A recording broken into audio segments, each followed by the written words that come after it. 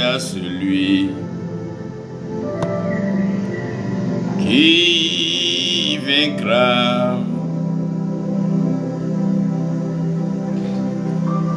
À celui qui triomphera.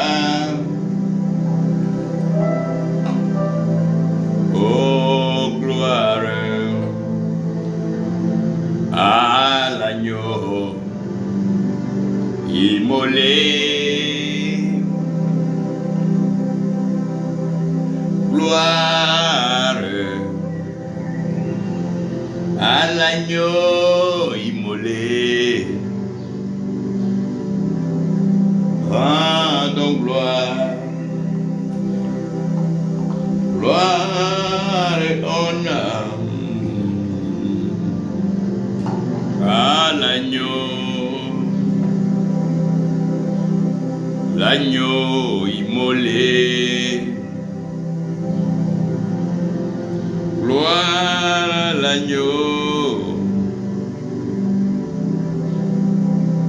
l'agneau immolé.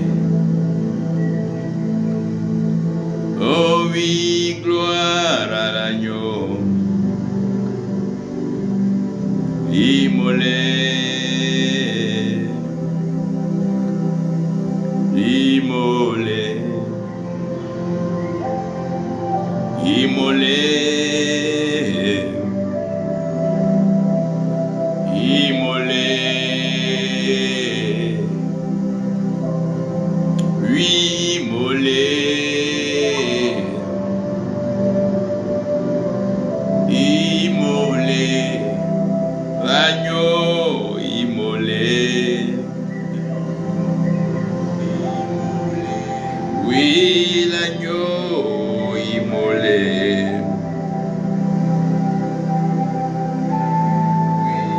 L'agneau immolé.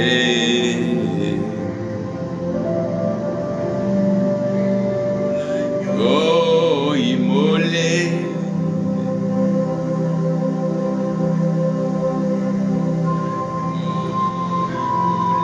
Immolé.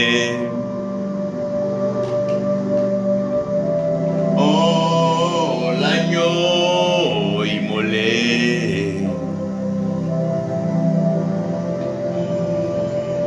C'est lui l'agneau immolé.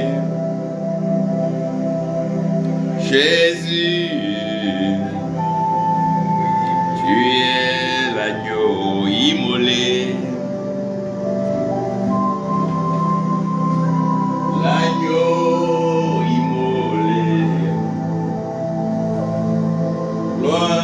l'agneau immolé.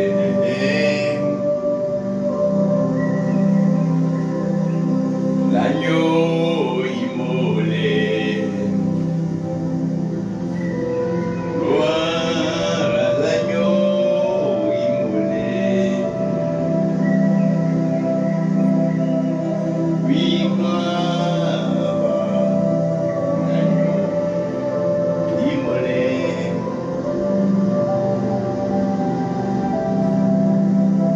Et gloire à l'agneau immolé.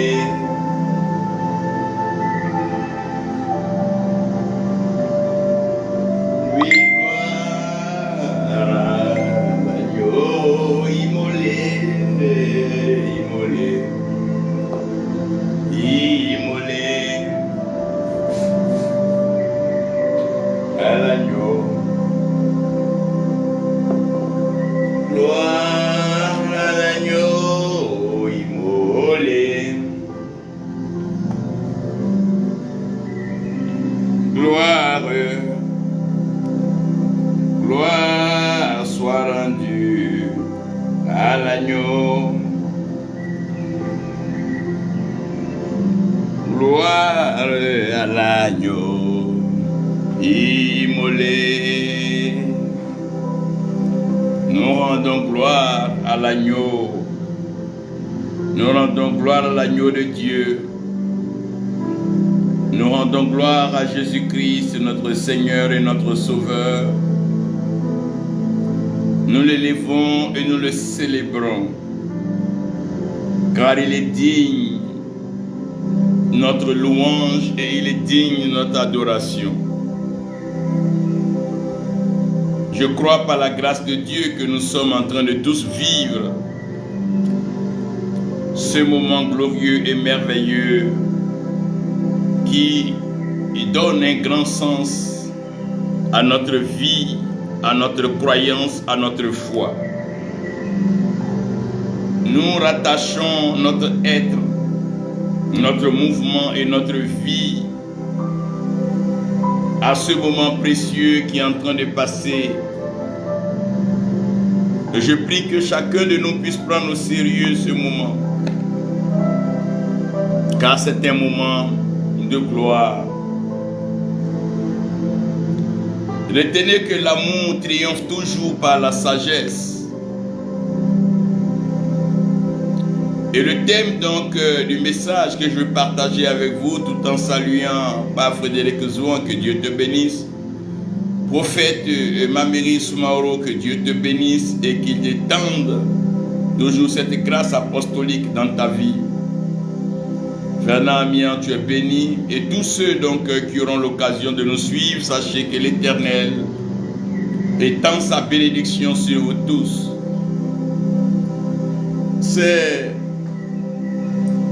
Il est important pour moi, et très important d'ailleurs, de revenir sur notre victoire, sur cette victoire. Vous savez que nous sommes appelés à la gloire et nous sommes supposés vivre dans la gloire de notre Dieu. Ceci étant vrai, vous devez aussi savoir qu'il n'y a pas de gloire sans victoire. C'est la victoire qui donne tout un sens à la gloire. Et il n'y a pas de victoire, sans combat. Il n'y a pas de victoire sans bataille.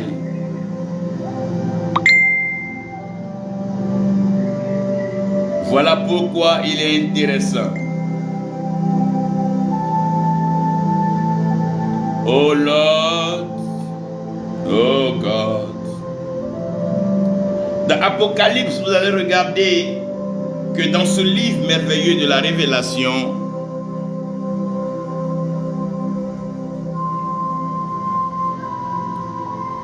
il y a donc une série de portions. Lisant Apocalypse 2, les versets 7, les versets 11, les versets 17,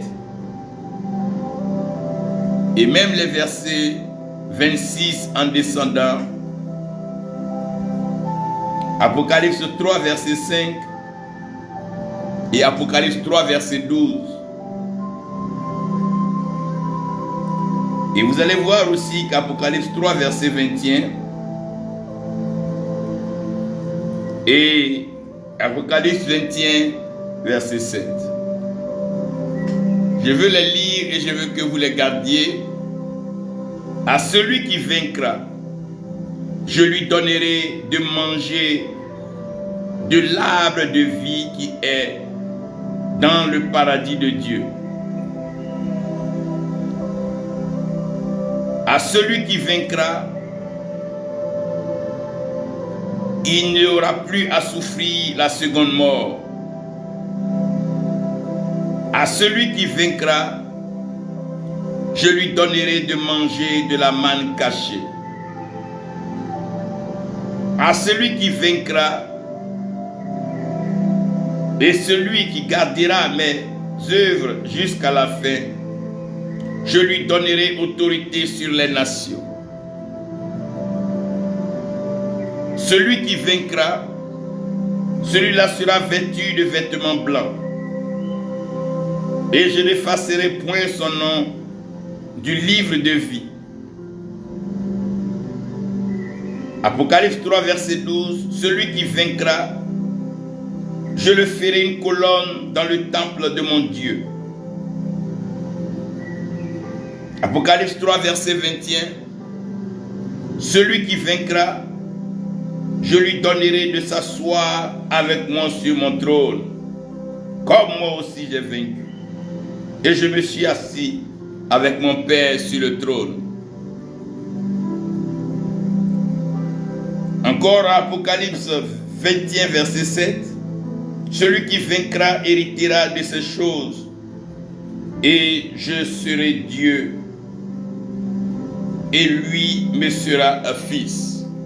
Père céleste, l'autorité spirituelle suprême, tu règnes dans les cieux et sur la terre, tu accomplis tes œuvres. Viens par ta parole, ouvre nos yeux, fais donc tomber les écailles, donne-nous la compréhension et l'entendement spirituel. Incline nos cœurs que nous avons déjà ouverts pour te recevoir.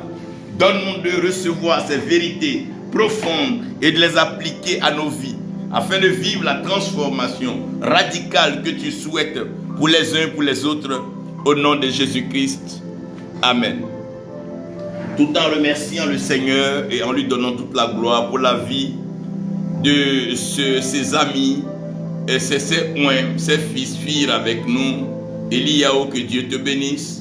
Maïmouna Keïta, que Dieu te bénisse. Transmets donc les salutations à ton époux. Révérend Constant Gwali, que Dieu te bénisse, que sa grâce soit avec toi et que sa paix soit continuellement dans ta vie et le ministère que tu accomplis pour la gloire de notre Dieu. Je veux aujourd'hui et maintenant pouvoir vous parler. Je veux vous parler de cette victoire. Je veux vous parler aussi de ce combat. Et je veux vous aider par la grâce de Dieu, par la compréhension des Écritures, à réaliser quelque chose d'assez spécial. C'est vrai que la gloire est la chose la plus recherchée, désirée de la création. Tout le monde veut avoir accès à la gloire et tout le monde veut vivre la gloire. Tout le monde veut expérimenter la gloire et tout le monde veut parler de la gloire.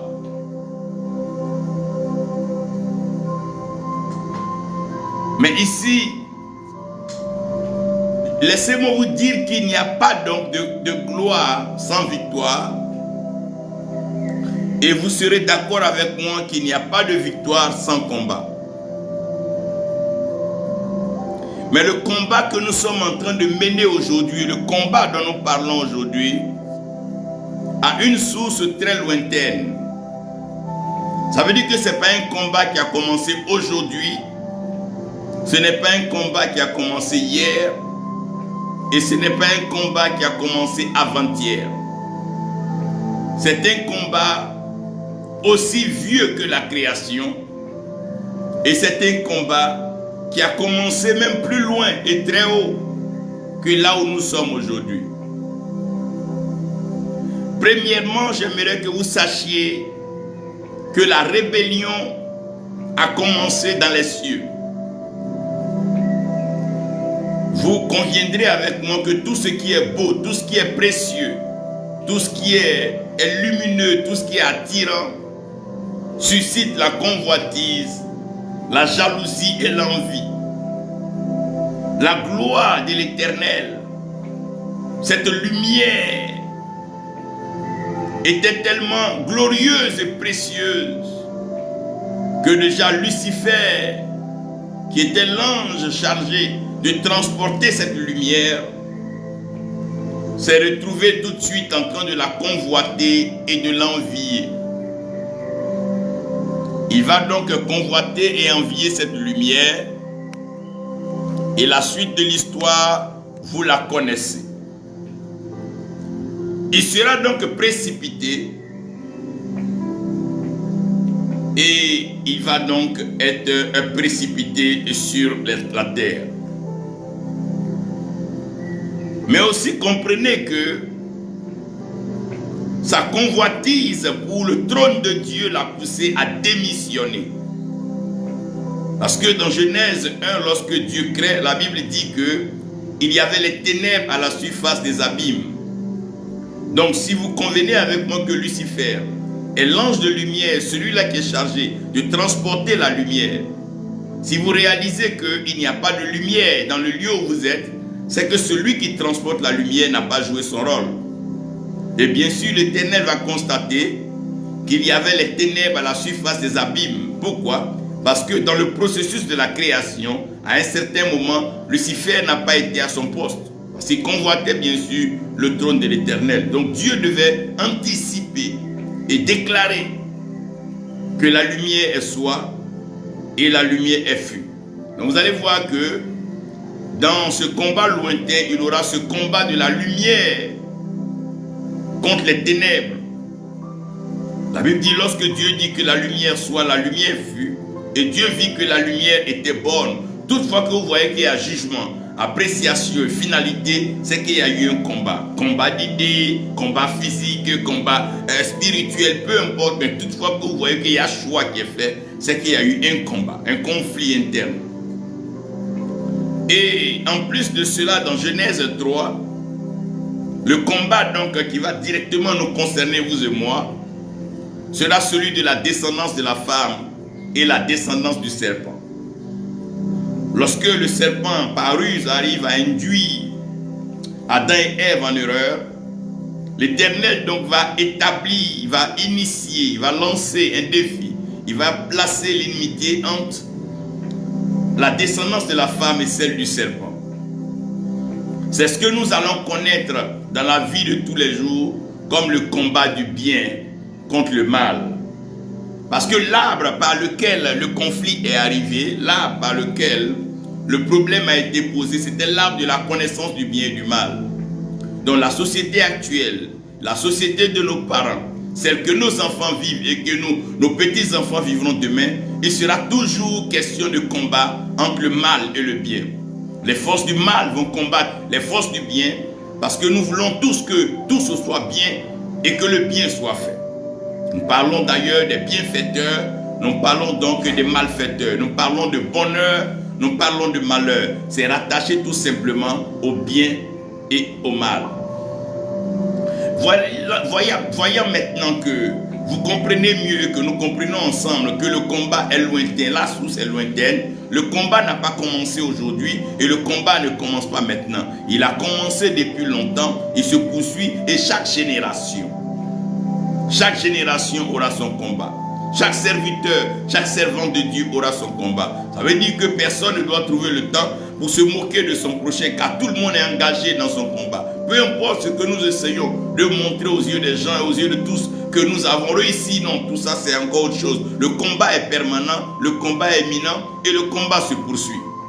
Nous devons tous combattre, chacun a un combat. Il y a un combat que chacun mène secrètement. Il y a un combat que chacun mène dans sa famille, mène dans son assemblée, mène dans sa nation. Un combat qui est mené dans le continent et un combat même qui est mené dans le monde entier, aux yeux, sous les yeux de tout le monde, ou souvent des combats secrets, mais c'est des combats qui se mènent quotidiennement. Il y a toujours un combat, il y a toujours une bataille, il y a toujours une lutte quelque part. Et chacun doit pouvoir être à la hauteur de ce combat. Et comme je vous ai dit, ce combat-là, il est très vieux, sa source est très lointaine. Mais laissez-moi ici vous dire un peu les règles de ce combat. Dans les règles de ce combat, j'aimerais d'abord vous rappeler que tous les coups sont permis. Tous les coups sont permis parce que l'ennemi veut en découdre par tous les moyens. Il n'est pas prêt à laisser l'homme régner. Il n'est pas prêt à laisser l'homme goûter la gloire de Dieu. Ça veut dire qu'il est prêt à nous combattre à tous les niveaux. Combattre au niveau de notre foi. Combattre au niveau de nos familles. Combattre au niveau même de nos destinées. Oui, l'ennemi est prêt à nous combattre. Je veux que tu prennes 1 minute, 2 minutes et bénis le Seigneur parce que tu regardes loin et tu vois la source du combat. Oh, le combat, ce combat. Ra-na-na-na-na. Oh, la-la-lo.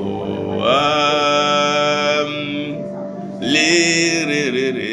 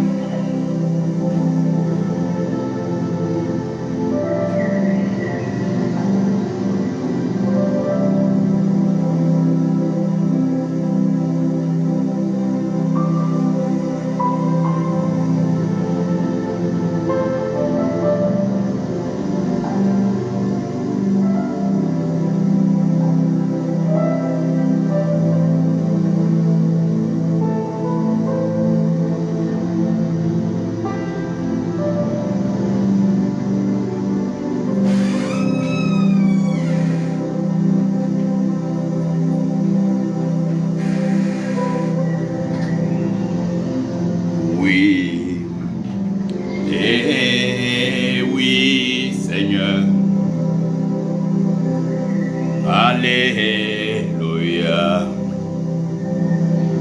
Eh oui, Seigneur. Oh oui. Oui à celui qui vaincra. À celui qui vaincra. À celui qui triomphera. Oh, que le Seigneur te donne. Qu'il te donne. Qu'il te donne. À celui qui triomphera. La la la la la la. La. Oh la la la la la. Nous avons quelques soucis de réseau, de connexion. Mais j'aimerais que vous preniez note de ce message et que vous continuiez à prier l'Éternel avec. Les règles du combat, comme je vous le disais tantôt, c'est que c'est un combat dans lequel tous les coups sont permis. Oui, tous les coups sont permis. Le diable peut utiliser tout le monde. L'ennemi peut utiliser tout le monde. Et il peut te combattre là où tu t'attends le moins. Il peut te combattre par ton foyer. Il peut te combattre par tes enfants. Il peut te combattre par ton travail. Il peut te combattre par ta santé. Il peut te combattre par ta vision. Il peut te combattre par ton mouvement. Il peut te combattre comme il veut, partout il choisit. Ah, tous les coups sont permis. C'est un combat à mort. C'est un combat de destinée. Ça veut dire que tu dois comprendre que c'est sérieux. Il peut te combattre à tous les niveaux. Prendre un peu de tout pour te vaincre. Parce que l'ennemi comprend que c'est un combat pour la gloire. C'est la victoire qui va présenter alors la gloire. Henri Bani, que Dieu te bénisse. Apôtre Brice Amoussan, que Dieu te bénisse.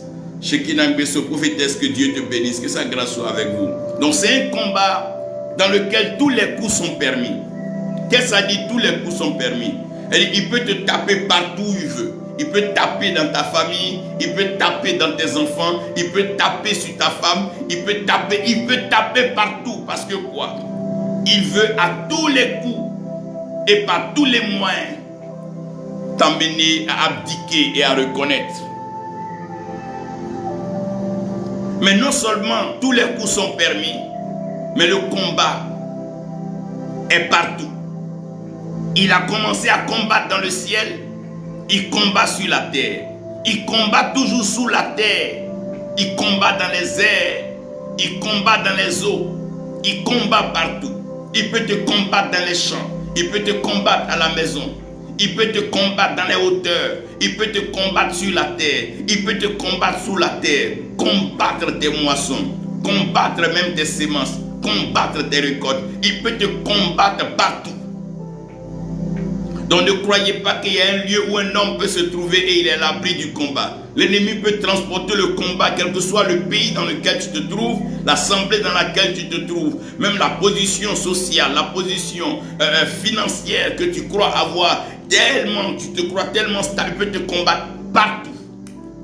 Il combat dans les hauteurs. Voilà pourquoi vous allez voir que même quand quelqu'un est élevé à une position, il y a toujours des combats. Les combats sont partout. Il va t'emmener à un niveau où tu ne pourras pas réaliser. Voyez, dans la Bible, il a pris le Seigneur, il l'a envoyé au-dessus du temple très haut. Donc, bien qu'il soit en altitude, en hauteur, le combat était toujours féroce et rage, faisait rage. Et non seulement tous les coups sont permis, et il attaque partout. Mais il attaque tout le temps. Hier, il a combattu. Aujourd'hui, il nous combat. Demain, il combattra nos enfants et nos petits-enfants. Il a combattu hier nos prédécesseurs. Il a combattu nos pères.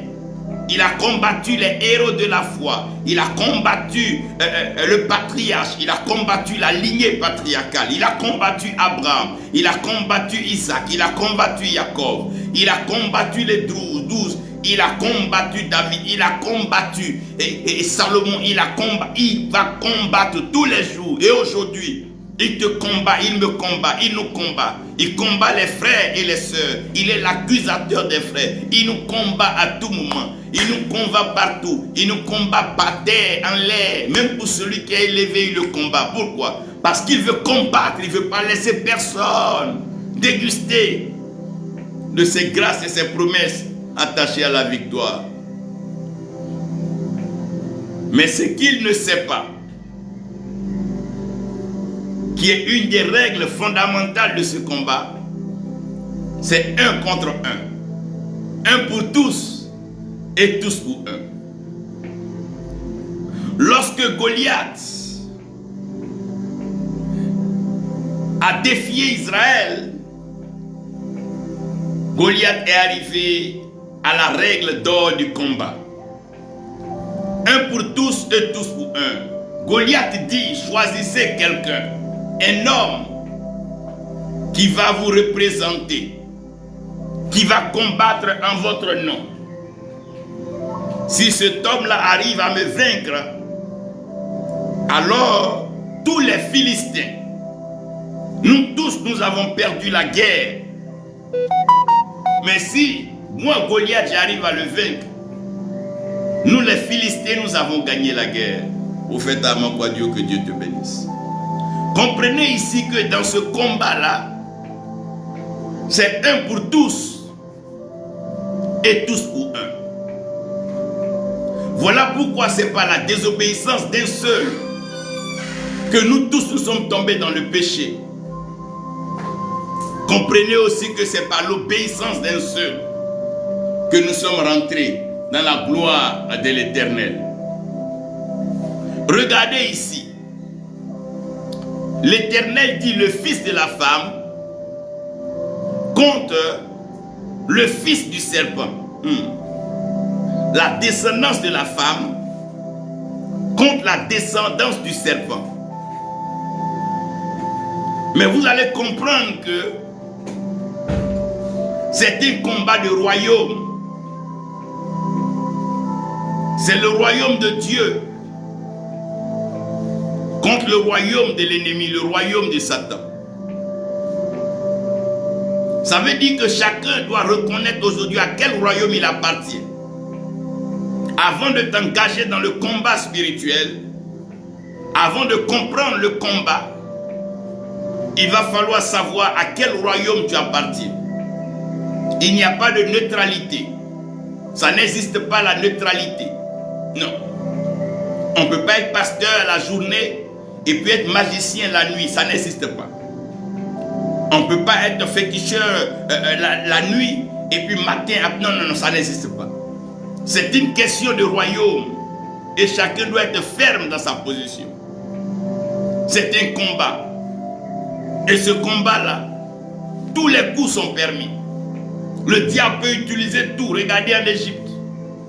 Pharaon utilisait un peu de tout. Dieu frappait tantôt sur la mer, frappait tantôt sur la terre, frappait dans les nouveau-nés. C'est un combat dans lequel tout est permis. Frère, la vie est un combat. La vie spirituelle est un grand combat. Et c'est un combat que chacun doit combattre. Frère, ne recule pas devant ce combat. Ne fuis pas devant ce combat. N'abandonne pas ce combat. C'est un combat pour la vie. C'est un combat de destinée. C'est un combat particulier. Oh, le combat. Le combat. Le combat.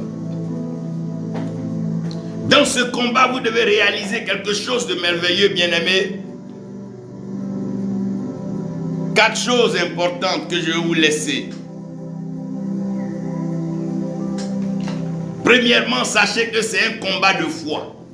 C'est un combat de foi. Le combat que tu es en train de combattre, c'est un combat de foi. C'est un combat de foi. La foi est une assurance ferme. Et tu dois garder cette foi. Lorsque la fondation est ébranlée, lorsque le système par lequel tu vis est ébranlé, le juste doit vivre par la foi. Parce que la foi vient de ce qu'on entend. Et la foi vient de la prédication de Christ. Si tu veux combattre et triompher, bien-aimé, garde la foi. Mon frère, garde la foi. Ma soeur, garde la foi. Ne regarde pas la situation, ne regarde pas aux circonstances. Ne regarde pas ce que tu as. Ne regarde pas ce que tu n'as pas. Ne regarde pas à qui t'aime. Ne regarde pas à qui t'acclame. Ne regarde pas à qui parle mal de toi. Garde la foi. Sois concentré. Garde ta foi. Ne te détourne pas. C'est un combat avec des règles assez bizarres où tous les coups sont permis. On peut se battre partout. Dans le ciel, dans les airs, sur la terre, sous la terre, dans les eaux. Le diable engage le combat partout. Voilà pourquoi, frère, tu dois garder ta foi.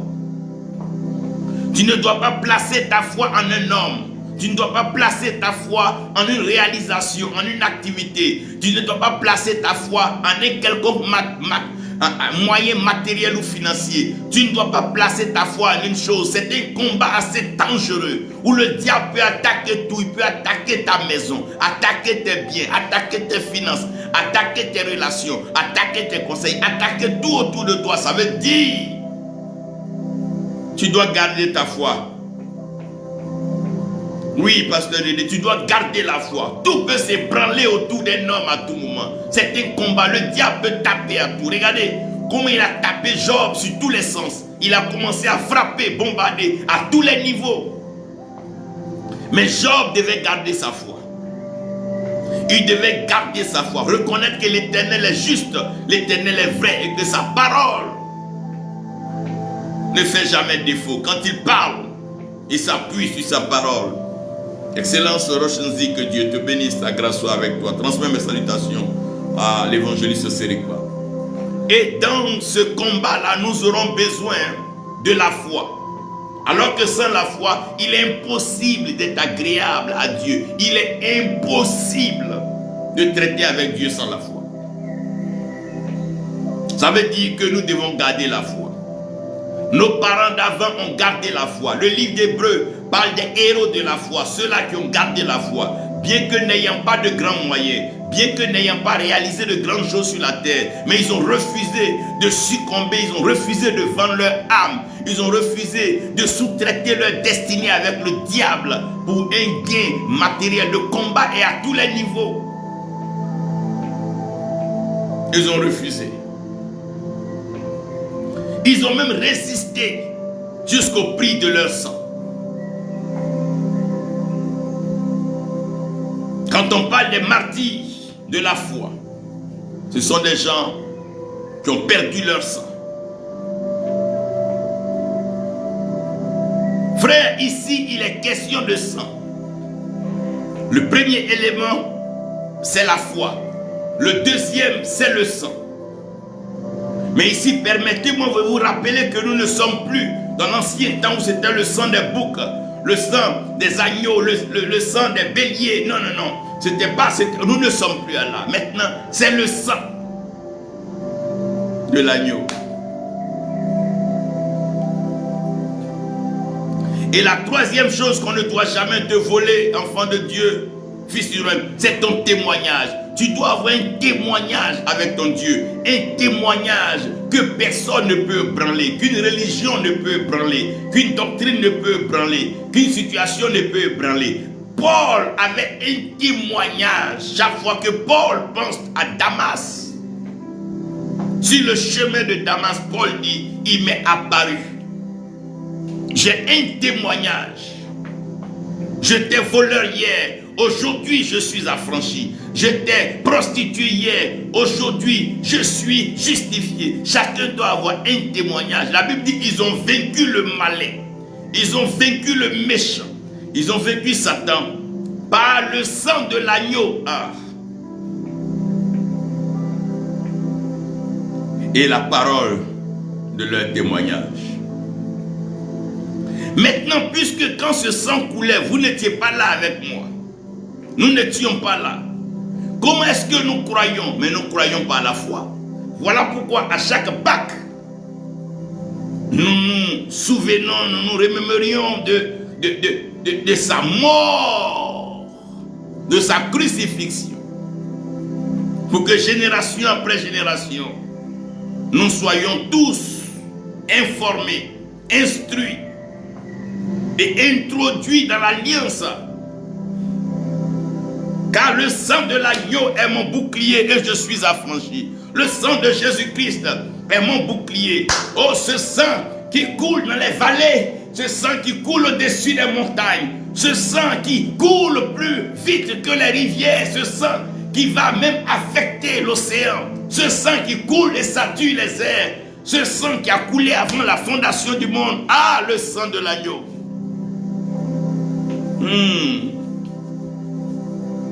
Garde ta foi en celui-là qui a coulé son sang sur la croix. Grede qui rontande brandedou, tuzo saka pate, qui rando doro ponda dama, abranda la reggae, nous chende deda. Mais la foi, le sang et le témoignage, les trois sont centrés sur une personne. Cette personne a un nom. Et ce nom nous vient du ciel. Ce nom est merveilleux, ce nom est glorieux, ce nom est prestigieux. Ce nom fait trembler la terre, ce nom fait trembler les démons, ce nom fait trembler Satan. Ce nom a parcouru la création et a été révélé comme une excellence gloire du Créateur. Ce nom fait la fierté du Créateur. Il est fier de le dire. Celui-ci est mon fils bien-aimé en qui j'ai mis mon affection. Ce nom a guéri les malades. Ce nom a fait marcher les paralytiques. En ce nom, oh, les lépreux sont purs. En ce nom, les signes et les prodiges s'opèrent dans la création. En ce nom, les morts ressuscitent. En ce nom, les faibles deviennent forts. En ce nom, oh, le pauvre devient riche. En ce nom, les rejetés sont acceptés.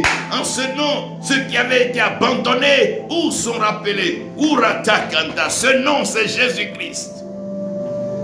Oh, ce nom, c'est Jésus-Christ. Il a un nom. Son nom, c'est Jésus-Christ. Ce nom, c'est Jésus-Christ. Oh, la foi.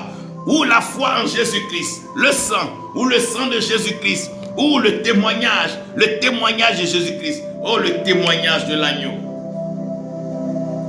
Frère, le combat a une source lointaine.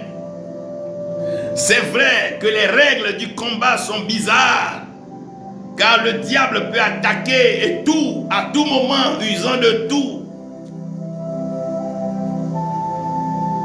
Mais notre foi, le sang de Jésus-Christ et le témoignage.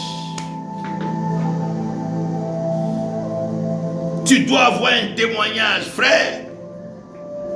Pourquoi aujourd'hui la vie chrétienne est banalisée, est minimisée? Parce que pour peu, les serviteurs de Dieu sont prêts à rentrer dans n'importe quelle activité, n'importe quelle fatigue. Personne ne veut tenir. Si Dieu t'a parlé, qui dit te rend prospère, tu dois attendre parce que Dieu est fidèle. La foi, c'est ça. C'est ça qui nous permet d'attendre. La foi n'est pas seulement agir, aller vers tous les sens. La foi, c'est aussi attendre.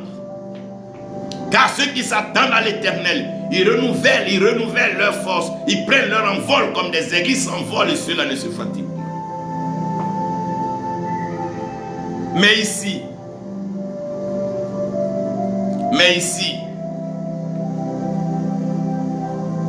pourquoi je suis en train de vous parler à celui qui triomphera? C'est l'étrange attitude de Jean. C'est l'étrange attitude de Jean. Si c'était Judas qui posait la question dans Apocalypse 5, je n'aurais même pas eu de problème. Si c'était Pierre qui posait la question dans Apocalypse 5, j'aurais compris qu'il a renié le Seigneur et qu'il a fui. Ça aurait été Judas, j'aurais compris que il allait jeter l'argent dans le temple et il s'est pendu. Ça aurait été Jacques, j'aurais compris que dans la persécution, chacun a eu à se trouver un lieu où se cacher parce que le berger avait été frappé et le troupeau s'était dispersé. Si Matthieu me posait une telle question, je n'aurais pas eu de problème, je n'aurais pas eu de souci. Marc, oui, j'aurais compris.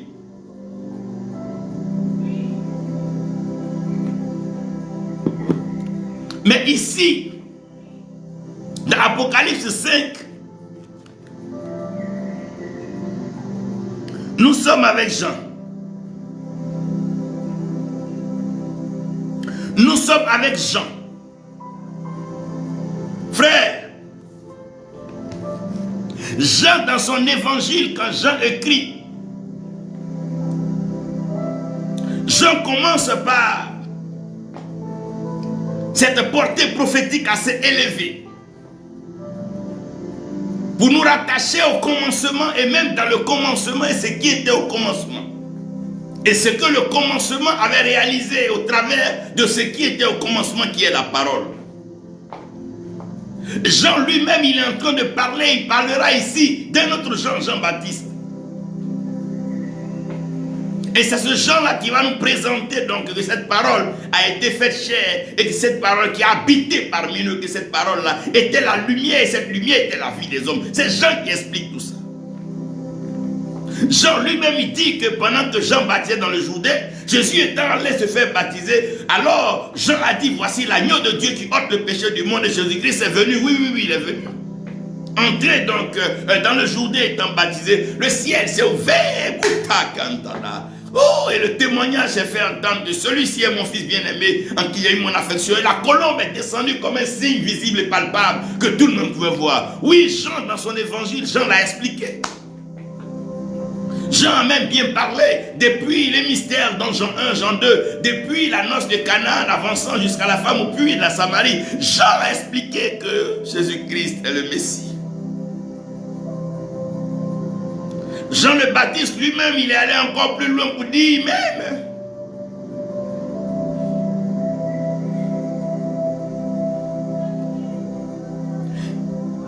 Jean-Baptiste, je peux comprendre qu'il s'est retrouvé en prison. Et dans les temps durs, dans les temps compliqués, dans les temps d'oppression,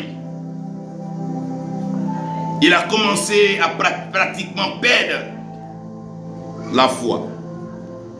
Frère, la foi en Christ, c'est pas quand on a l'argent, pas qu'on est dans une grande église, pas qu'on a des grandes voitures. Non, la foi n'a rien à voir avec le matériel. La foi est liée à ce que Dieu te dit.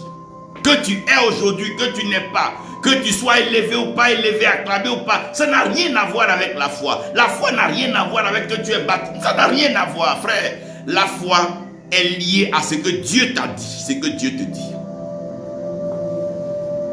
Révérend Elias Seignafou, que Dieu te bénisse, sa grâce soit avec toi. Jean,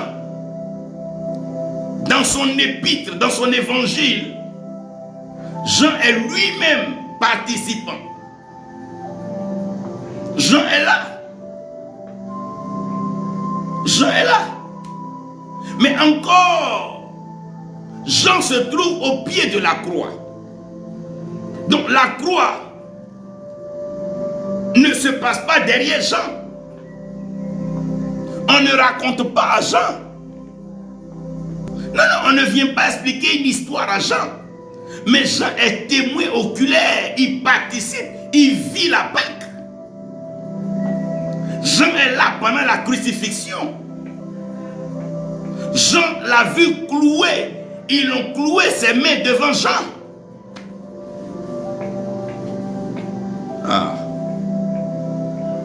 Jean est au pied de la croix parce qu'avant même de rendre son esprit au Père. Il va dire à Jean, Jean, voici ta mère. Et femme, voilà ton fils. Il va mettre Jean à une position de fils né de la femme.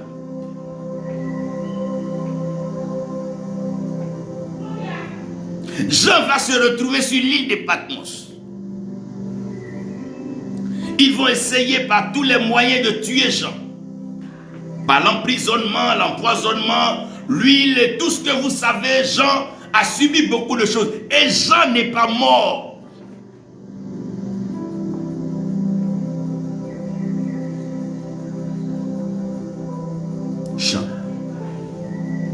Jean a vu tout ça. Je dis, Jean a suivi tout ça à la lettre. Il a été témoin et il a participé. Jean était sur l'île de Patmos, lui-même Jean.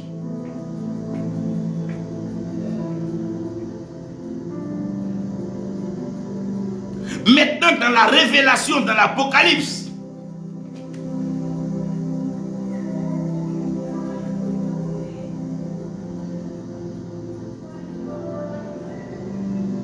Jean a commencé à pleurer. Jean a commencé à pleurer. Et Jean regarde le livre. Jean regarde la vie comme un mystère assez sérieux. Il dit, qui est donc digne? Jean se pose la question, qui est donc digne d'ouvrir le livre et d'en rompre les 7 sceaux? Jean est en train de lui-même poser une question que Jean seul ne devait pas poser. Puisque Jean est celui qui a écrit l'évangile de Jean. Jean était à la croix. Jean l'a vu crucifié. Et sur la croix, il a parlé à Jean, il a parlé à sa mère. Quand il a été au tombeau, Jean est parti là-bas avec Pierre. Jean a assisté à tous les événements. Le jour de la Pentecôte, Jean était là quand le Saint-Esprit est venu pour les conduire dans toute la vérité. À partir de cet instant, on ne pouvait même pas accepter qu'il y ait un doute ou un mensonge parce qu'il était conduit dans toute la vérité. Jean va même encore écrire des épîtres en disant ici, petits enfants, vous avez vaincu le malin. Mama Flo Abaite, God bless you. The grace of the Lord rests upon your life. I'm talking about this battle of life.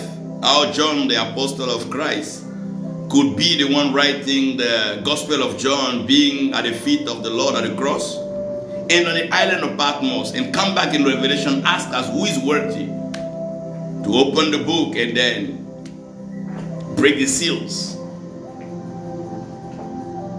Et regardez ici ce qui est en train de se passer. Regardez. Jean demande qui est donc capable de le faire.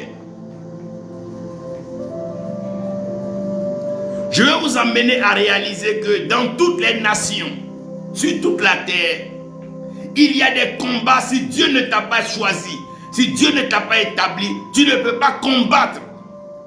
Ne te lève pas contre quelqu'un que tu ne peux pas combattre. Ne te lève pas contre un adversaire que tu ne peux pas vaincre. Dans tout Israël, c'est vrai que Samuel a été oint. Mais Samuel n'a pas été oint pour vaincre Goliath. Il fallait David. Tout ce que Dieu a établi pour vaincre une manifestation du diable est directement révélé par Dieu même.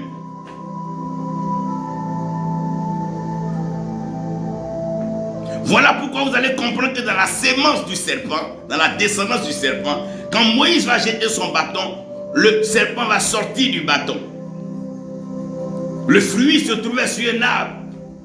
Et comprenez que le bâton sort de là. L'Éternel est en train de montrer à Moïse son combat. Pour dire, c'est toi seul, Moïse, qui peut aller vaincre Pharaon. Aaron ne peut pas vaincre Pharaon. Tous les Hébreux ne peuvent pas vaincre Pharaon. C'est seulement Moïse. C'est à Moïse que Dieu a donné l'autorité, le pouvoir et la puissance de vaincre Pharaon. À part Moïse, personne. Frère, combat spirituel, oui, d'accord, je veux bien. Maman Tchoumani, que Dieu te bénisse. Comblé servante de Dieu. Combat spirituel, je veux bien. Destruction d'hôtel, je veux bien. Mais tout le monde n'est pas mandaté, tout le monde n'est pas autorisé. Tout le monde n'a pas le mandat divin de pouvoir vaincre. Et si Dieu n'a pas établi quelqu'un pour vaincre un ennemi, il doit recourir à celui que Dieu a établi pour vaincre l'ennemi. Sinon, toute tentative de combat sera donc vaine et ces derniers vont en souffrir et être détruits. Tant que Moïse ne venait pas, il n'y avait pas de possibilité de vaincre Pharaon et encore même de sortir d'Égypte. Et même quand Dieu envoie Moïse, Dieu dit à Moïse, Pharaon ne vous laissera pas sortir s'il n'y a pas l'intervention, s'il n'y a pas une intervention.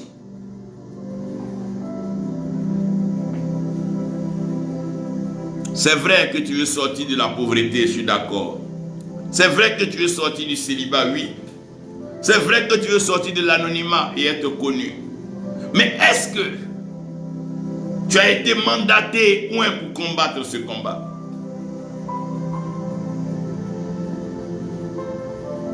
Mais à celui qui vaincra. Mais à celui qui vaincra. Voyez l'erreur et le problème que nous avons aujourd'hui dans nos congrégations. Tout le monde s'érige comme sacrificateur, prophète, apôtre, chacun parle. Mais si Dieu ne t'a pas mandaté, l'ennemi va te détruire.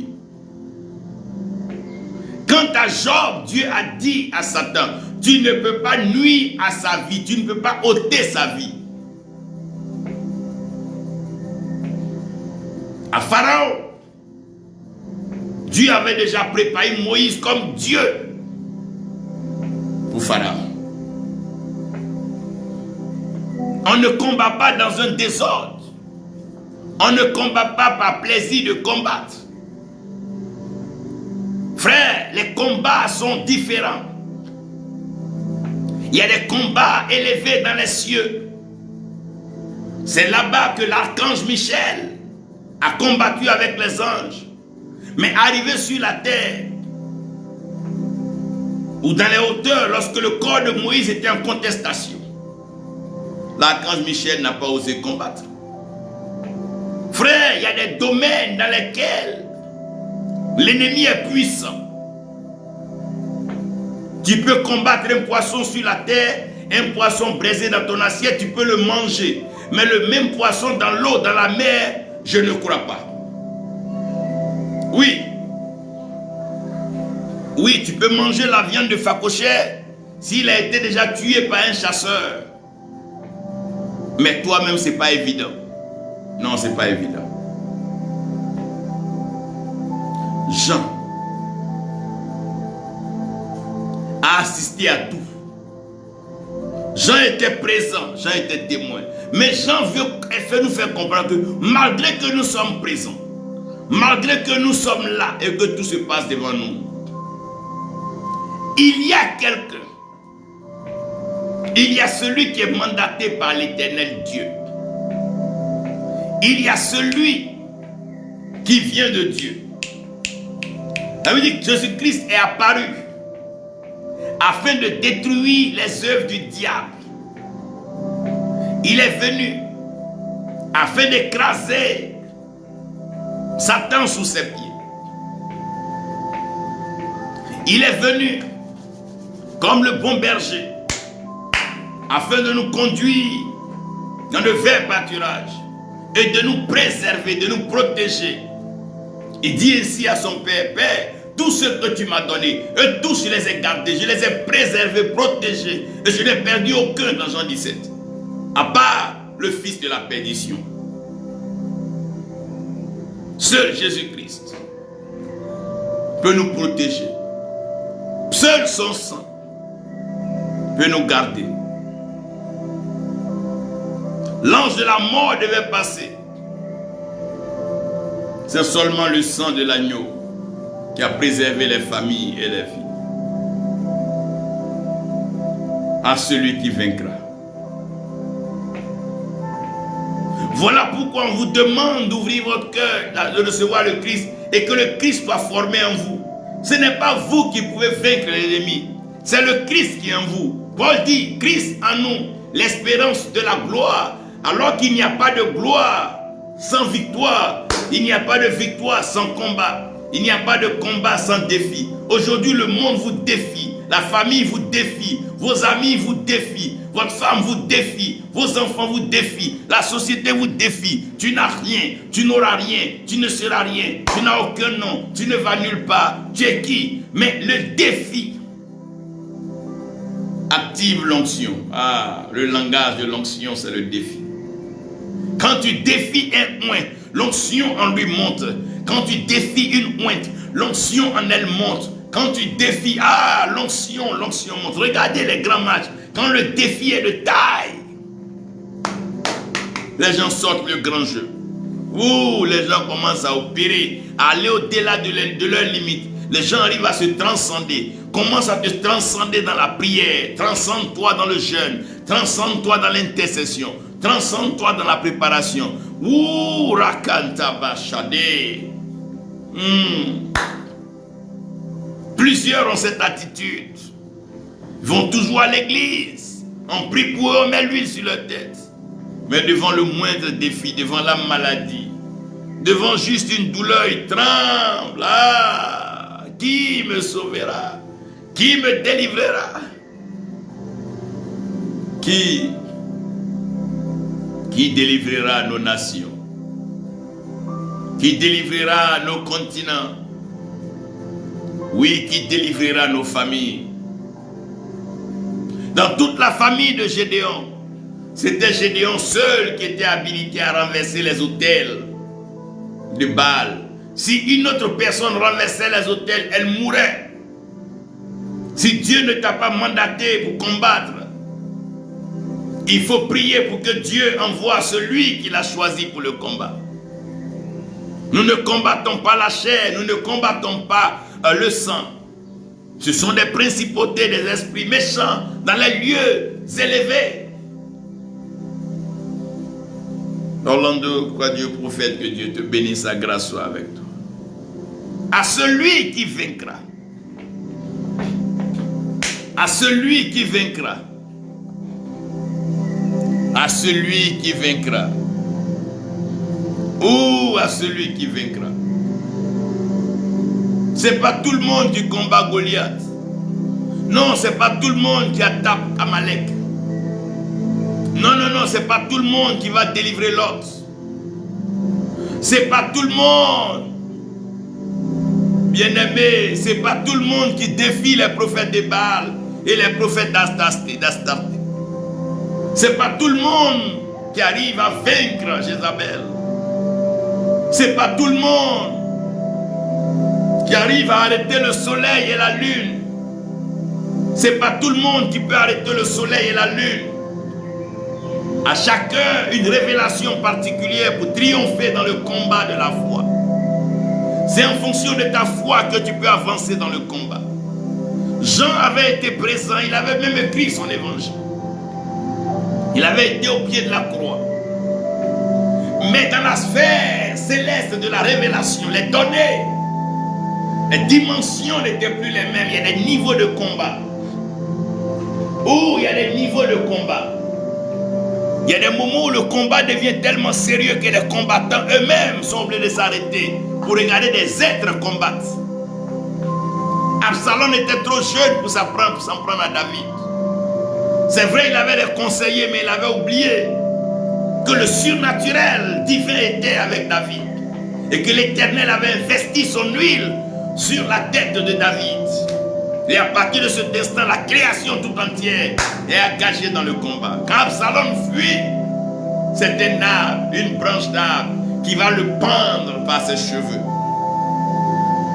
Et lorsque Dieu a mandaté quelqu'un pour combattre un combat, l'ennemi ne peut plus le vaincre parce que Dieu l'a fait ainsi. Voyez, c'est un peu comme un vaccin ou bien un sérum. Le vaccin a été programmé pour pouvoir vaincre un tel mal. Une fois que tu as ce vaccin, le mal ne peut plus rien contre toi. Prophétesse Naomi, tu es bénie. Apôtre Nicolas, que Dieu te bénisse, sa grâce soit avec toi. Vous devez comprendre que c'est vrai que la gloire est belle, mais la victoire a un prix. Et pour la victoire, il faut un combat. Et tout le monde ne peut pas combattre le combat. Paul parlait du bon combat de la foi. Un combat dans lequel tu ne dois pas trembler, tu ne dois pas avoir peur. Tu dois tenir et te tenir à ce que Dieu t'a dit. Regardez le sang de l'agneau qui a coulé à la croix. Ce sang te remplit, te justifier et avancer avec ton témoignage. David n'avait pas les habits que ses frères avaient, mais il avait un témoignage que le Dieu avec lui pouvait tuer l'ours et le lion, et il avait fait. Et ce même Dieu-là n'allait pas s'arrêter à là. Plus le défi monte, l'onction bouge. L'onction bouge avec le défi. Quand c'est froid, quand c'est tiède, l'huile s'endort. Mais quand c'est chaud, l'huile devient encore plus visqueuse. Quel est ce combat qui te provoque? Quel est ce combat qui te défie? Quel est ce combat dans ta nation? Ouais, souvent quelqu'un est très grand dans une nation et puis Dieu envoie un petit et le petit le détrône ou le terrasse. Si Dieu ne t'a pas donné la victoire sur un ennemi, ne pense pas que parce que tu es grand.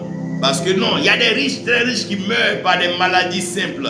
Ce n'est pas parce que tu as l'argent que Dieu t'a donné la victoire sur la mort. L'argent n'achète pas la mort. L'argent n'achète pas la délivrance. Tu peux être directeur de banque et être assailli par des démons. Tu peux même être un gros responsable et être assujetti par un démon des eaux ou une petite fille te donne des ordres, elle te ridicule, elle t'humilie.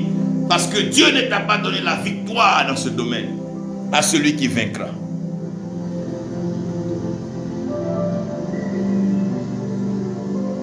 À celui qui vaincra. À celui qui vaincra. La guerre n'est pas un jeu. Le combat n'est pas un jeu. La délivrance n'est pas un jeu. Ouh, ce n'est pas de l'amusement. Tu ne peux pas aller dans un village de ton propre chef et aller sortir les gens des griffes de l'ennemi. Non, si tu n'as pas été envoyé par l'Éternel, tu seras foudroyé et tu tomberas. Mais quand l'Éternel Dieu t'a mandaté, toutes les âmes de tes ennemis sont sans effet.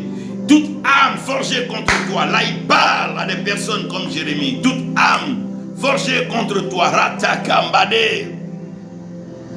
oh, sera sans effet. Toute âme forgée contre toi. Toute âme forgée contre toi. Toute âme forgée contre toi. À celui qui vaincra. Chacun a un combat. Au lieu de combattre ton frère, combattre ta soeur. Au lieu de critiquer ton frère, critiquer ta soeur. Et concentre-toi sur ton combat. Il y a un combat de la foi que chaque héros de la foi doit mener. Il y a un combat que chaque grand leader doit mener. Tu veux rentrer dans la dimension de la gloire. Tu dois expérimenter des victoires éclatantes. Et les victoires éclatantes battent des grands combats. Un enfant de Dieu, un serviteur de Dieu, quand il passe par des moments difficiles et des complications financières, Il ne cherche pas à aller donc s'acoquiner avec des clics, des claques et des clubs. Mais il regarde à l'Éternel et il déclare selon la parole de foi. Le Dieu de mon appel, le Dieu qui m'a établi, le Dieu qui parle dans les cieux, toute la terre tremble, le Dieu qui parle et la création s'exécute. Ordonne à la création de se manifester. Parce que c'est un combat particulier. Tout le monde ne combat pas tout le monde. Frère, même quand tu es né dans un village, si Dieu ne t'a pas mandaté, tu ne peux pas te lever parce que tu as récité 2-3 versets et demander aux sorciers, aux sorcières ou aux démons de tomber. Ils ne tomberont pas, c'est toi qui tomberas. Si Dieu ne t'a pas confié le combat, il dit la semence de la femme. Donc il précise la descendance de la femme. On va dire une des descendances. Il précise ici, c'est précis. Oh, c'est précis. Prophète Élisée des nations, prophétesse Déborah, quoi Dieu, que Dieu vous bénisse. Stéphane nous a dit prophète, que la grâce de Dieu soit sur votre vie. C'est une question de combat. Le combat que Dieu ne t'a pas donné, ne le combat pas. Tu ne combats pas, faire plaisir aux gens.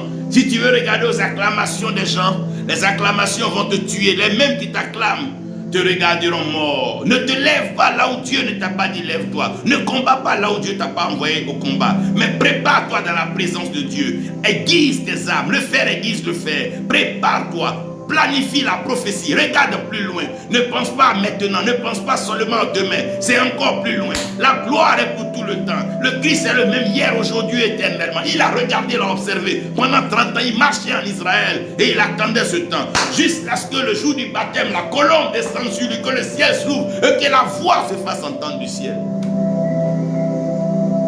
Quelle est cette course où chacun veut paraître grand? Et chacun se livre à des combats qui ne sont pas les combats de leur temps. Les combats ont des niveaux. Il y a des combats sur la terre, il y a des combats dans les airs, il y a des combats dans les cieux. Il y a des combats dans l'eau, il y a des combats dans les forêts, il y a des combats dans les villes. Ah, les combats sont à tous les niveaux. Et les combats sont terribles parce que l'ours et le lion, ils sont en brousse, hein.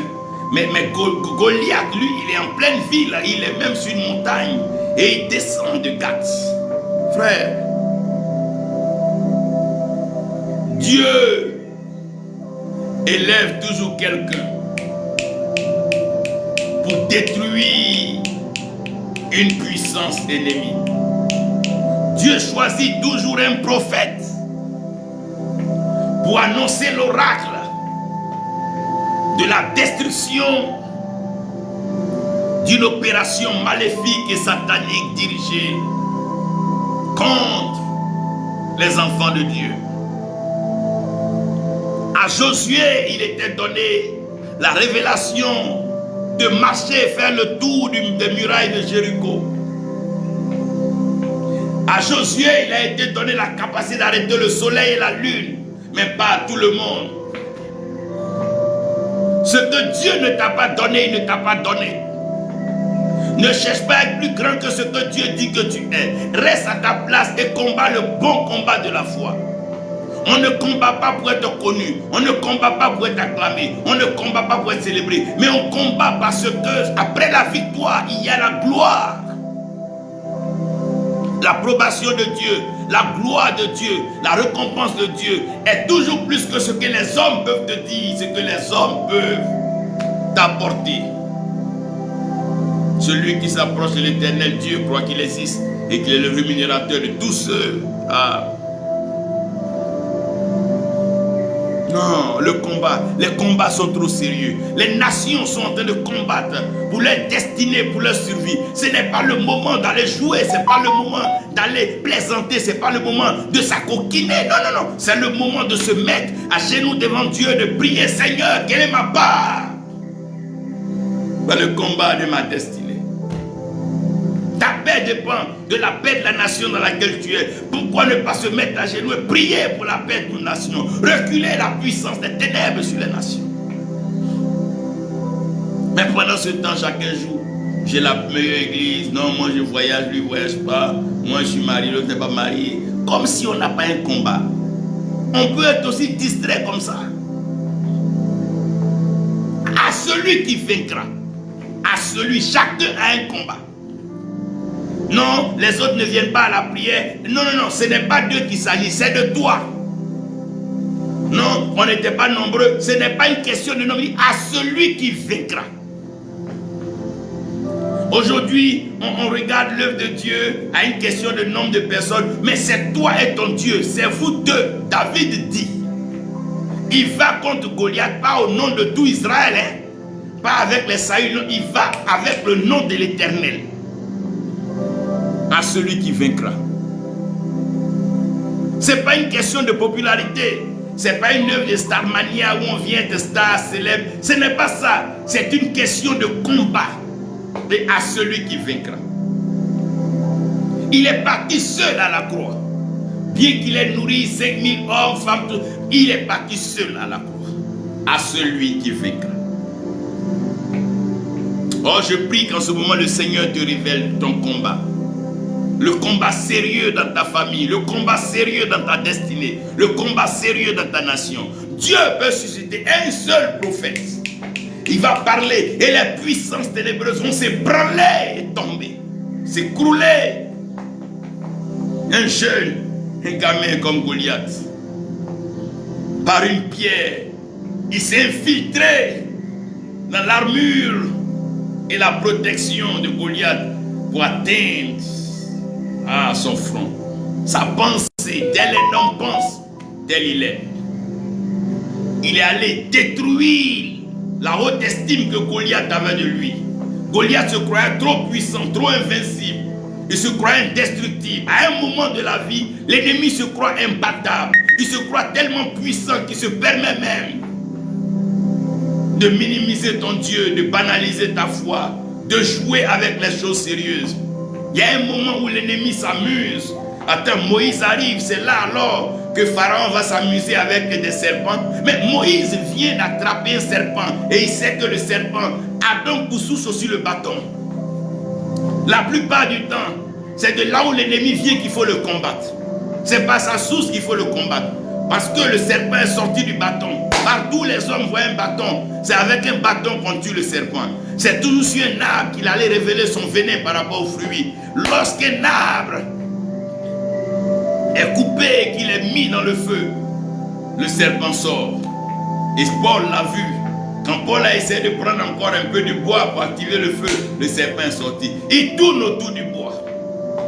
Il tourne autour de la canne, il tourne autour du bois. C'est un peu mystérieux. Il faut aller le combattre parce que le combat vient de loin. L'origine du combat, c'est encore plus profond que vous le croyez. Ce qui fatigue aujourd'hui les Africains, ils combattent là où ils ont trouvé la bataille. Mais il faut aller creuser pour aller voir la source de la bataille. Parce que la bataille du serpent était liée au bois. Pourquoi? Vous allez comprendre que c'est sur un arbre il est venu mettre Adam et Ève dans des problèmes. Lorsque Moïse est arrivé dans la présence de Dieu, que Moïse avait un bois, l'Éternel dit non, Moïse jette le bâton, regarde. Moïse a compris que dans le bâton, dans le bois, il y avait le serpent. Voilà pourquoi pour crucifier Jésus-Christ, il ne fallait pas trouver un homme, il fallait trouver un bois. Ils ont pris le bois pour le crucifier, pour que l'ennemi, la Bible dit que c'est à la croix. Puisque c'est dans l'arbre, c'est dans le bois que les serpents se cachent, c'est sur le bois infâme qui va être crucifié. Le combat a une origine. Et vous devez envoyer plus loin, vous devez pousser plus loin. On ne domine pas les airs, les eaux comme ça, il faut comprendre les sources. Voilà pourquoi au lieu de crier, de vous exhiber, de vous agiter, chercher des choses luxurieuses, allez-y dans la présence de Dieu. Demandez-lui, Père, comment je gagne mon combat? Ah, quel est mon combat? Comment je le gagne? C'est alors que les principautés, les puissances vont commencer à tomber. Quand tu veux combattre quelqu'un, va à sa source. Voilà pourquoi même la sorcellerie, elle va jusqu'à venir dans ta famille, venir fouiller dans ta lignée, la personne la plus proche de toi, avant de pouvoir te vaincre. On ne reste pas à distance, on ne reste pas loin pour vaincre une puissance. Il faut aller à sa source. Il faut aller comprendre. À celui qui vaincra. Si tu ne connais pas la source de ta pauvreté, même si on te donne des milliards demain, tu redeviendras encore pauvre. Même si on te donnait tout l'argent du monde, tu redeviendrais mendiant. Si tu ne connais pas la source de ton pouvoir, le jour que tu auras des soucis, tu ne sauras plus comment le reconstituer. Il y a une source qui ravitaille l'espèce.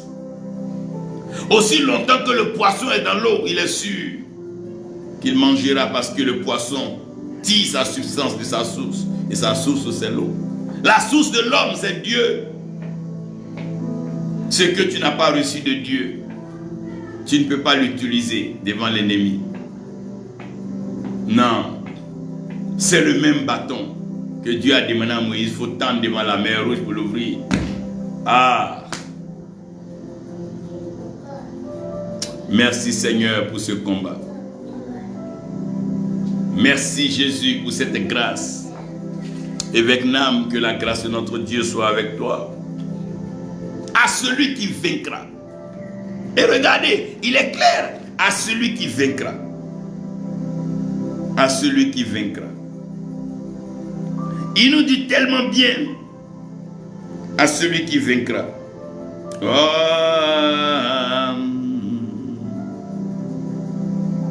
Il dit à celui qui vaincra, je lui donnerai de manger de l'arbre de vie. Je lui donnerai de manger de l'arbre de vie.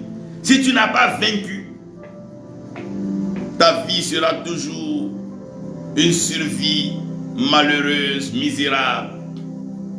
N'acceptez pas la facilité. Ne tombez pas dans la facilité. Sachez qu'il n'y a pas de gloire sans victoire. Il n'y a pas de victoire sans combat. Et tout combat commence par un défi. Ce qui vous défie, c'est que le diable prend pour vous défier. C'est à partir de là que vous devez aller chercher Dieu. S'il te défie parce que tu es petit de taille, va résoudre ton problème de taille. S'il te défie parce que tu es pauvre, va résoudre le problème de la pauvreté. Zachée avait un problème. C'est sa taille. Mais il a traité avec le sycomore pour résoudre le problème. On a trop de problèmes pour encore se promener en créer. On a déjà trop de soucis pour aller mélanger trop de choses. Allons à la recherche de l'Éternel. David dit, ceux qui connaîtront leur Dieu agiront avec fermeté et ils feront des exploits. Voilà encore Apocalypse 2, verset 11. À celui qui vaincra, il n'aura point à souffrir la deuxième mort. Si aujourd'hui, parce que tu n'as pas d'argent, tu vas vendre ton âme au diable, mais c'est un enfer, tu vas finir. Tout ce qui tourne autour de magie, sorcellerie là, mais ça finit toujours en enfer et ils le savent bien. Tout le monde le sait. Bishop Stéphane, que Dieu te bénisse, docteur Ouattara, que Dieu vous bénisse. Il dit, à celui qui vaincra et celui qui gardera mes œuvres jusqu'à la fin. Vaincre, c'est garder ce que Dieu t'a donné. Ce n'est pas d'avoir tout ce que le monde te propose, mais c'est qu'est-ce que tu as gardé que Dieu t'a confié. Quand Jésus partait, il n'a pas fait un bilan financier à l'Éternel pour dire j'ai eu des banques, j'ai construit des châteaux. Il dit ce que tu m'as confié, ce que tu m'as donné, ceux-là, je les ai gardés.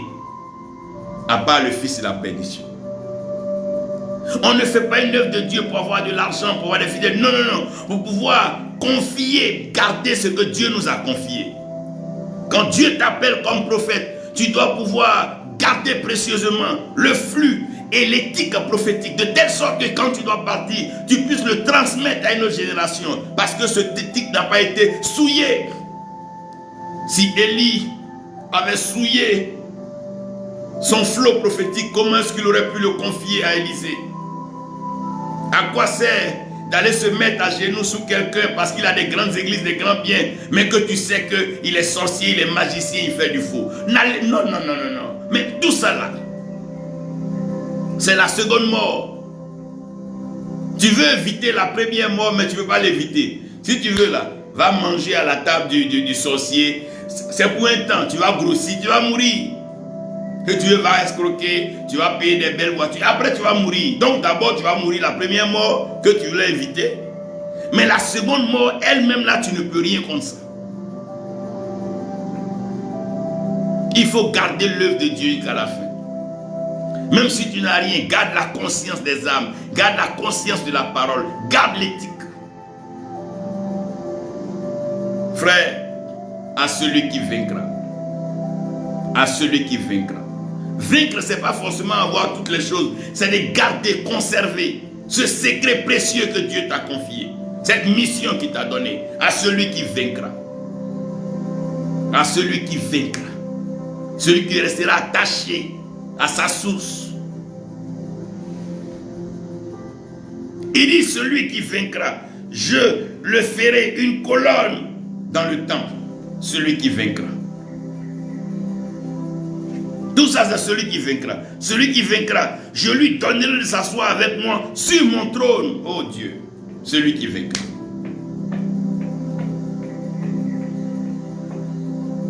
Il dit, celui qui vaincra, Apocalypse 21, verset 7, héritera de ces choses, et je serai son Dieu, et lui sera mon fils. À celui qui vaincra, à celui qui vaincra, à celui qui vaincra, à celui qui combattra le bon combat de la foi. Regardez même dans la santé, ce n'est pas tous les médicaments qui traitent tous les maux. Chacun est la solution à un problème. Chacun est un héros de la foi. Mais si tu ne combats pas le bon combat de la foi, tu vas mourir loin de la grâce que Dieu t'a accordée. Tu es un serviteur de Dieu. Dieu ne t'a pas donné de message ni d'orientation dans le monde politique. Ne t'y engage pas. Le monde dans lequel Dieu ne t'a pas envoyé, ne t'y engage pas. C'est Jésus-Christ qui a envoyé Pierre aller pêcher le poisson. Après ça, personne n'est allé pêcher poisson encore pour aller trouver de l'or ou des stèles dans sa bouche. Non. Si Dieu ne t'a pas envoyé, laisse. Un domaine dans lequel Dieu ne t'a pas envoyé, n'y va pas parce que les autres s'en vont. Ne fais pas ce que Dieu ne t'a pas demandé de faire. Oui, le combat est grand. Mais c'est à Gédéon, il a dit d'aller renverser les autels de Baal de sa famille, mais pas à toi. Toi, tu as un autre combat. Il y a le combat même de la patience. Il y a le combat de la soumission. Il y a le combat de la bonne intendance. Souvent, ton combat, c'est juste suivre ton père spirituel. Ça peut être ton combat. Souvent, ton combat, ça peut être la fidélité à ton couple. C'est pas, ne cherchez pas forcément à voir le diable. Il y a ce que Dieu veut de toi. C'est ça qu'il veut que tu fasses. C'est comme un berger qui laisse affaire des moutons pour aller parler dans une affaire peut-être d'industrie. Ne sortez pas de votre appel.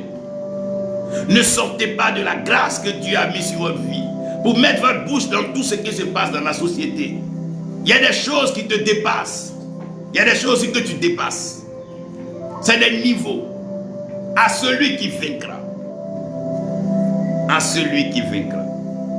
Jean s'est retrouvé impuissant devant le livre.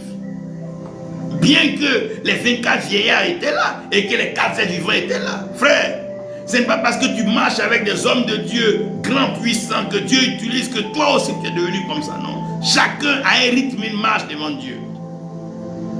Ce sont des grosses erreurs de vouloir marcher avec des grosses pointures et croire qu'on a des grosses pointures. Frère, même si tu marches avec des basketteurs, tes pieds ne seront pas aussi gros que les leurs et tes mains ne seront pas aussi larges que les leurs. Chacun doit savoir où Dieu l'envoie et comment Dieu le veut. Chacun doit garder sa vision claire devant lui. Chacun doit pouvoir respecter ce que Dieu lui demande. Jean, lui, il devait être à l'île de Patmos. Oui, Paul, il devait certainement finir à Rome. Chacun avait une destination, une destinée. Et chacun doit marcher avec ça. L'œuvre de Dieu n'est pas une œuvre de comparaison. Ça n'existe pas. On ne peut pas comparer des gens, non. Les onctions se complètent. Tout ce que Dieu fait, c'est pour que le même corps soit uni. Donc on n'a pas de place à même se combattre. Et quand tu as compris ton combat, tu ne combats pas là où tu n'es pas appelé. Quand tu as compris ton combat, tu ne gaspilles pas ton énergie. Quand tu as compris ton combat, tu ne te promènes pas dans n'importe quelle activité. Les gens veulent tu veux que les gens te reconnaissent comment? Les hommes ne vont jamais te reconnaître. Si tu veux, donne des milliards à des gens. Demain, les gens ne vont jamais te reconnaître. C'est comme ça l'être humain. Qui vous a dit que vous êtes venu sur la terre pour que les hommes vous reconnaissent? Non. Qui vous a dit que c'est les hommes qui doivent approuver l'œuvre que vous faites? Mais c'est des erreurs, c'est des hérésies. Qui vous a dit que c'est les hommes qui doivent acclamer ou approuver ce que vous faites? Non, c'est Dieu qui va juger. Nos œuvres là, ça va passer par le feu. Toutes nos œuvres vont passer par le feu. Tout ce que toi tu fais, ce que je fais, tout ça là, ça va passer par le feu. C'est le feu qui va épurer tout ça. C'est le feu qui va prouver. Tu peux avoir un grand nom devant les gens. Et puis Dieu va dire, celui-là je ne le connais pas. Donc tu n'as même pas besoin de faire des montages de miracles. Tu n'as même pas besoin de faire des faux témoignages. Tu n'as pas besoin de faire des montages. Tu n'as pas besoin. Puisque on ne peut pas mentir à Dieu. Même tout le peu d'argent que tu vas prendre avec les gens, tu n'iras pas avec ça quelque part. La vie là, elle est beaucoup plus précieuse que ça. Commençons à entendre la voix de Dieu. Soyons fidèles dans notre marche. Marchons en toute fidélité. Dieu ne nous abandonnera jamais. À celui qui vaincra. Si tu combats un combat que Dieu ne t'a pas donné, mais il n'aura même pas de gloire pour toi. Et ce n'est pas toi qui choisis ton adversaire. Non, c'est Dieu lui-même. C'est lui qui a mis l'inimité entre la descendance de la femme et celle du serpent. Ce n'est pas Ève qui choisit. Non, non, non, non. C'est Dieu. David va te donner à manger à ses frères, pas dans l'intention d'aller combattre un quelconque géant. Il ne savait même pas ce qui se passait. C'est Dieu lui-même qui a disposé les conditions. Voilà pourquoi les pays africains souffrent. Tout le monde veut être libérateur. Tout le monde veut être combattant de la... Non, tout le monde ne peut pas faire ça. Un combat peut être bon, un combat peut être juste, un combat peut être beau. Mais si ce n'est pas toi que Dieu a choisi pour mener ce combat, tu ne pourras pas le gagner parce que tu ne peux pas vaincre l'ennemi que Dieu n'a pas assujetti. Ce n'est pas possible. Tu ne peux pas. Tu ne peux pas. Si Dieu ne t'a pas dit, il t'a soumis tel ennemi, tu vas tout faire, tu ne pourras pas le vaincre. Tu vas le combattre toute ta vie. Mais tu vas mourir pour le laisser. Parce que ce n'est pas ton combat. Ce n'est pas ton ennemi. Regardez souvent dans les films chinois. Quelqu'un vient et puis tue les parents de quelqu'un. Pendant ce temps, l'enfant est encore petit. Il grandit. Il va aller se battre. Un maître le prend et dit non, laisse tranquille. Il le forme. Il le prépare. Il le forge. À un certain moment, l'enfant grandit. L'enfant devient sage. Parce que la maturité donne des valeurs à l'enfant. Et l'enfant atteint une certaine dimension où il peut maintenant se lever et aller au combat. Il peut se lever et se tenir devant celui qui a détruit ses parents. Et dit maintenant ça suffit. Et la personne s'effondre. Un combat s'engage. Et celui que l'Éternel a choisi, c'est lui qui combat. Voilà pourquoi l'Éternel dit à Moïse, dit au peuple, de rester silencieux, de garder le calme. C'est moi l'Éternel qui livrera bataille. C'est moi qui ai dit à Abraham, j'envoie ses enfants en Égypte. Ce n'est pas vous. C'est moi qui ai dit à Abraham, les enfants d'Abraham feront 400 ans. Ce n'est pas vous. Donc si 400 ans arrivés, dépassés, laissez-moi livrer bataille. Il avait dit l'Éternel.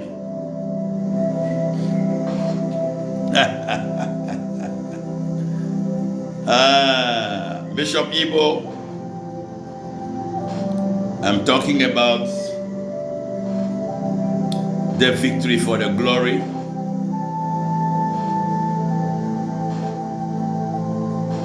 For those who will win the battle. John was with Christ. He was even at the feet of the cross. But in the book of Revelation, John was weeping. Who is worthy to open the book? While on the cross, he said everything was fulfilled, accomplished. Oh, que Dieu nous bénisse et que l'Éternel nous donne. Ah, la, la, la. Oh, vaincra. Celui qui vaincra. Celui qui vaincra.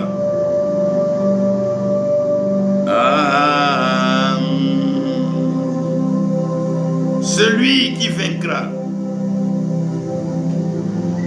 He that overcometh. He that winneth. He that overcometh shall inherit all things.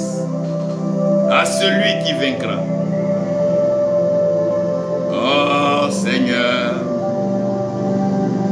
À celui qui vaincra. Oui, qui vaincra. Oui, qui vaincra. À celui qui vaincra. Apôtre Alassane connaît que la grâce de notre Dieu repose sur ta vie. À celui qui vaincra. Qui vaincra. Qui vaincra. Oh, he vaincra. He that overcometh. Renda kabada shandadada. You need to fight the real battle of faith. If God has not assigned you to a battle, don't fight.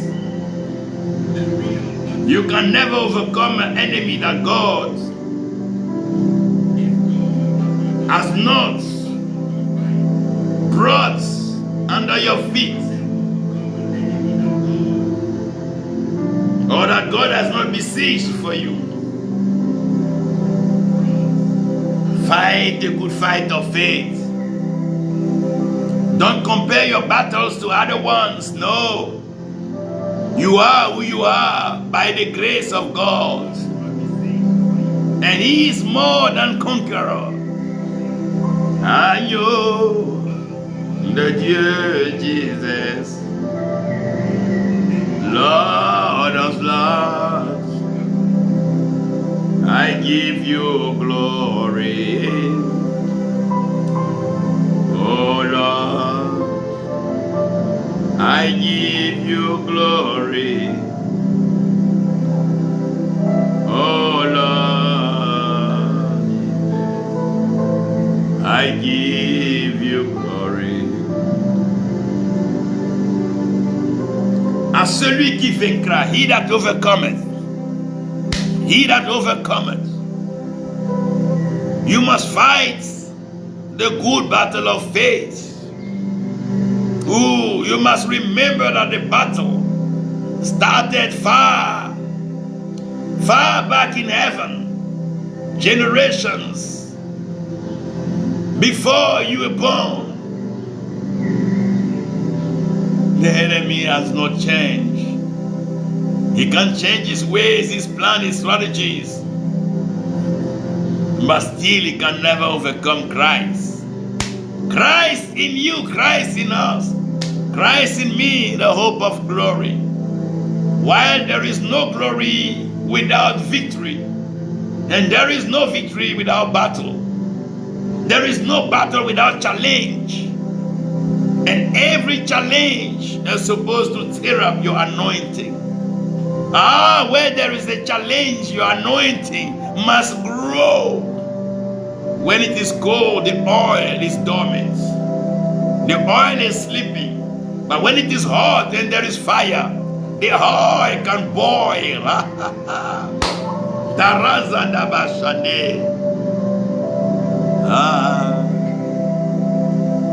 Alléluia. Alléluia. À celui qui vaincra. Oui, à celui qui vaincra. Digne est l'agneau de Dieu. Digne est l'agneau. L'agneau de Dieu. Stan Goré, que Dieu te bénisse.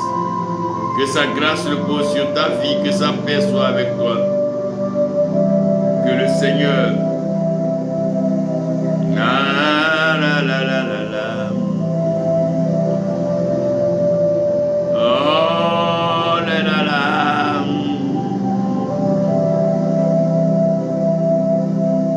Oh lolo rakana la la. Ah la la la la.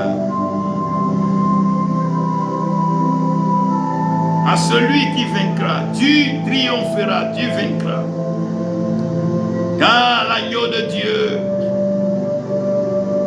l'agneau de Dieu, ah l'agneau de Dieu, l'agneau de Dieu, il est l'agneau de Dieu, il est le roi, il est l'agneau de Dieu. Jésus est le roi, il est l'agneau de Dieu. He is God.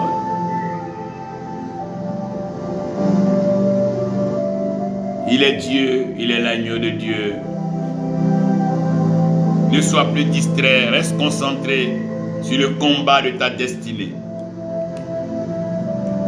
Révérend Jean Josué, que Dieu te bénisse. Que sa grâce repose sur tous ceux qui ont maintenant l'occasion et ceux qui auront l'occasion après de suivre ce message. Alléluia.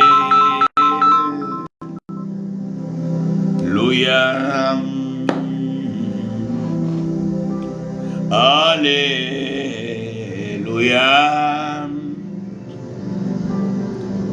Alléluia.